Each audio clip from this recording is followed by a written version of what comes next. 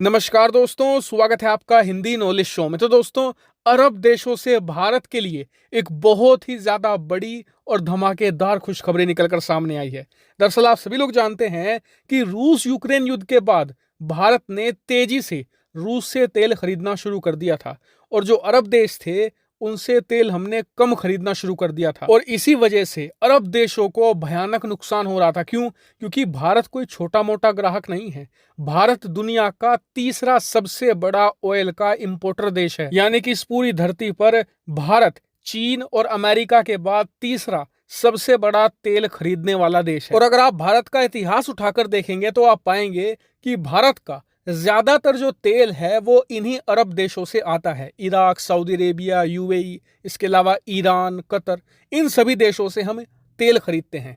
लेकिन अब से 6 महीने पहले रूस ने हमें डिस्काउंट देना शुरू कर दिया, सस्ता तेल हमें मिलने लगा, तो हमने ज्यादा से ज्यादा तेल खरीदना शुरू कर दिया रूस से। और इसी वजह से अरब देशों में 3 ऐसे देश थे जिनका सबसे ज्यादा बुरा नुकसान हुआ। पहला था इराक, क्योंकि इराक सबसे ज्यादा तेल बेचता है भारत को, भारत का सबसे बड़ा सप्लायर है। दूसरा था सऊदी अरेबिया और तीसरा था यूएई। अब बात करें कि सऊदी और यूएई की, तो ये काफी अमीर देश है, इनकी अर्थव्यवस्था भी अच्छी खासी है, तो इन्हें उतना फर्क नहीं पड़ा। लेकिन सबसे ज्यादा बुरा असर पड़ा इराक पर। इनकी अर्थव्यवस्था पहले ही बहुत बुरी हालत में थी। इनका जो सबसे बड़ा तेल खरीदार ग्राहक था यानी कि भारत, वो रूस से तेल खरीदना शुरू कर चुका था, जिससे कि इराक को और नुकसान हुआ और इनकी हालत और ज्यादा बदतर हो गई।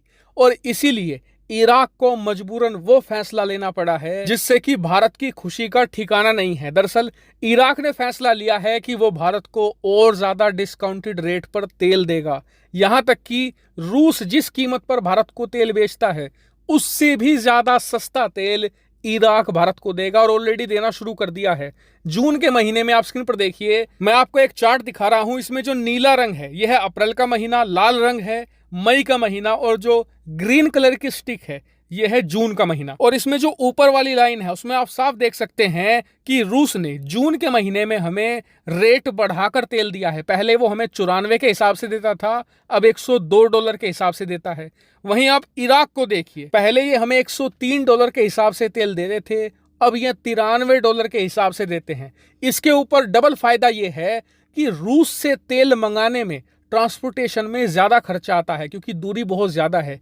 इराक हमारे बहुत नजदीक है, ट्रांसपोर्टेशन में खर्चा कम आता है, इसीलिए इराकी तेल इस समय हमें रूस से भी कहीं ज्यादा सस्ता पड़ रहा है। लेकिन आप नीचे वाले चार्ट में साफ देख सकते हैं कि इसका नुकसान रूस को नहीं हो रहा है।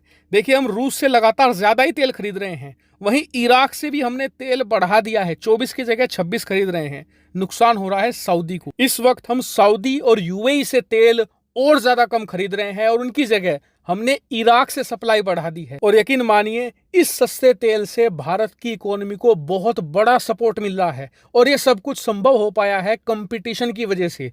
रूस और इराक के बीच में जो तेल का कंपटीशन हो रहा है ना, इससे भारत जैसे ग्राहकों का जबरदस्त फायदा है। और कहा जा रहा है कि अगर भारत ने आने वाले समय में इराक से सप्लाई और बढ़ा दी और तेल खरीदना शुरू कर दिया तो रूस अपने तेल के दाम और कम करेगा। फिर उसे देखा देखी इराक को और कम करने पड़ेंगे दाम, जिससे कि भारत का और ज्यादा फायदा होगा। और देखिए, बात सिर्फ यहीं तक सीमित नहीं है, हम इससे बहुत ज्यादा मोटा मुनाफा भी कमा रहे हैं। वो कैसे? हम इराक से और रूस से सस्ता तेल ले रहे हैं और इराक रूस सिर्फ भारत को सस्ता तेल दे रहे हैं।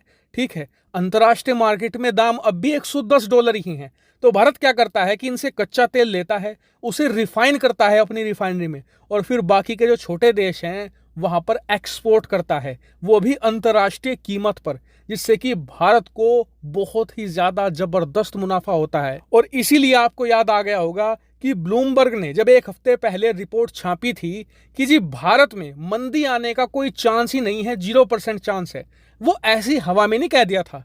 इसका कारण यही था कि जो भारत का बजट मैनेजमेंट है सरकार का, वो बहुत ही सॉलिड है। इस समय सरकार ये नहीं देख रही कि कौन सा देश हमारा दोस्त है, कौन सा भाई है, कौन है रिश्तेदार है। नहीं, सरकार सिर्फ ये देख रही है, इस बात पर फोकस कर रही है कि कौन हमें फायदा पहुंचा सकता है और किससे हम ज्यादा से ज्यादा मोटा मुनाफा कमा सकते हैं। और उसी वजह से दुनिया भर में भारतीय अर्थव्यवस्था को रॉक सॉलिड माना जा रहा है। हालांकि अंत में मैं आपसे रिक्वेस्ट करना चाहूंगा कि बहुत से लोगों ने चैनल को सब्सक्राइब नहीं किया है, तो प्लीज चैनल को सब्सक्राइब कीजिएगा ऐसे ही जबरदस्त खबरों के लिए। फिलहाल इस वीडियो में इतना ही। Thank you very much for watching video.